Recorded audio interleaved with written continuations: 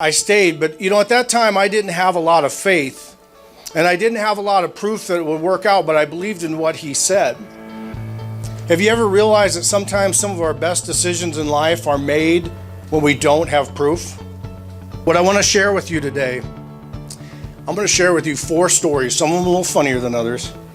When I look back, especially to the crowd of students, when I think back 25 years ago, where were the times in my life where I really rocketed in my leadership, where I didn't have the proof and I had to go on faith? That's where I want to go with you in the time we have. But what I didn't realize, folks, at that time is that something changed in me.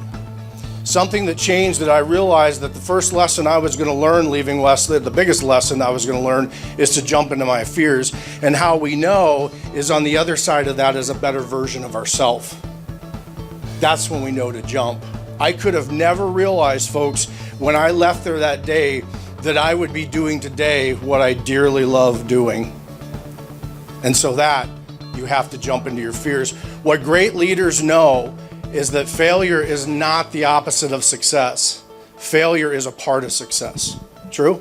Leaders that really accelerate their career, whatever that is, that could be leadership on Wall Street, Main Street, in the classroom, wherever, they take chances.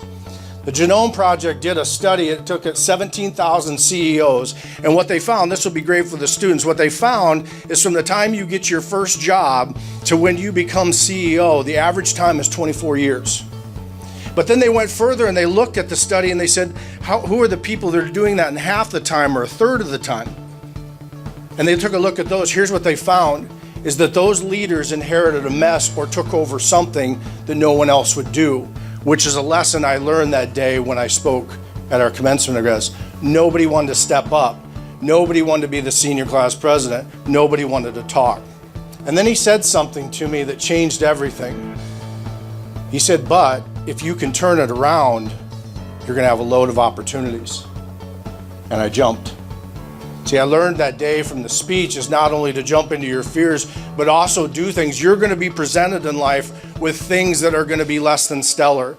There are going to be opportunities that will come at you wherever you're doing that maybe just will not feel the same or just feel like, why am I doing this? What I want you to think about is on the other side of that is greatness in that market. And I told this story at the governor's thing yesterday.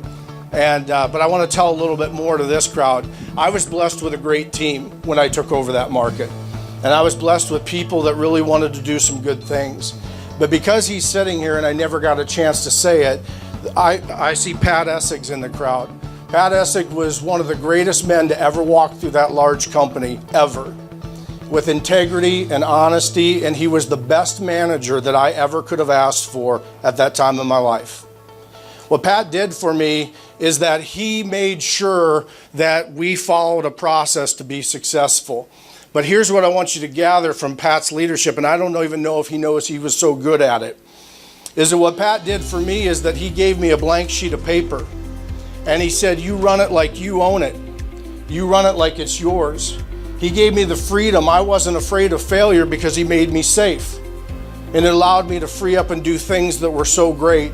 The greatest CEOs out there will read between 45 to 55 books a year. They're always trying to keep their mind growing. They're always trying to challenge them things. And they do this so that they have increased faith. They have great understanding. If you want to shatter the leadership ceiling, this is one of the most powerful ways to spend an hour worth of time trying to learn, trying to grow, and trying to culture your mind. I have seen more careers take off by somebody who decided to pick up a book and start reading and start learning. I mean, we were achieving everything. It was goal here and achievement was up here. And it was fantastic. People were getting promoted. It was a wonderful, wonderful time. And then at the end of 2012, we barely hit our goal. So goal was here and achievement was right there. And nobody really thought anything of it at that time. They thought, hey, one slow year out of a couple, that's not really a big deal. You ever have those times when the chips are down and now all of a sudden everybody's got an opinion? Everybody's got an idea of what you did wrong, what you should do better, all the yak, you got all this noise in your head because everybody thinks they've got a better idea than you. This is when faith shows its head. This is when you need your faith the most to shatter the ceiling. So now with all this talking, I went to a mentor friend of mine and I asked them a question, and I said, look, this isn't going well. I'm working harder. We're doing the same things. We're continuing to do the things that made us successful. And he asked me a question that absolutely changed my leadership, and it will change yours. If you remember this the rest of your life, for any of you that are in business or just starting out, or whether you're starting out in your career, and it transformed mine. The question he asked me was, when is the last time you did something for the first time? When is the last time you've done something for the first time? Has it been a while? That it hit me like a punch to the stomach. And what I realized is that one of the biggest killers of success in life is success. I got complacent.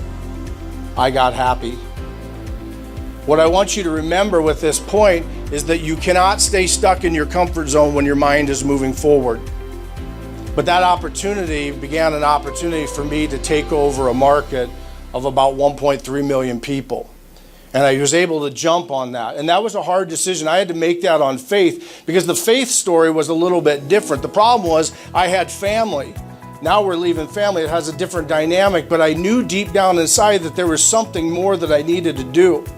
What I want to leave you with is that all of you get a blank slate. For you students that are leaving here, some of them it's in a year, some of it's in 3 years, doesn't matter, 4 years. You have a blank slate to be able to print or paint the leadership, the life that you want to be able to paint. You have that ability to draw whatever you want that to be.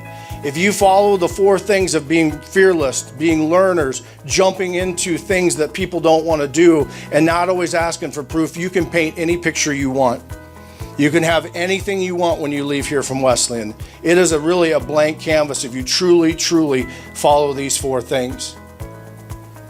For some of us, seasoned, we've painted outside the lines a little bit. We've had things that have gone awry, people that have left us, things that haven't gone the way we wanted to go. Our leadership has gone awry in some cases. Here's the key for us, is that if you use those 4 things, the size of the mess on your canvas doesn't grow while the rest of your canvas does. You still, at any age, can paint the picture that you want. You can be anything you want. You can do everything you want, because the best decisions are made in faith. The best decisions don't always have proof. I guarantee it. Just don't ask me for proof. Thank you.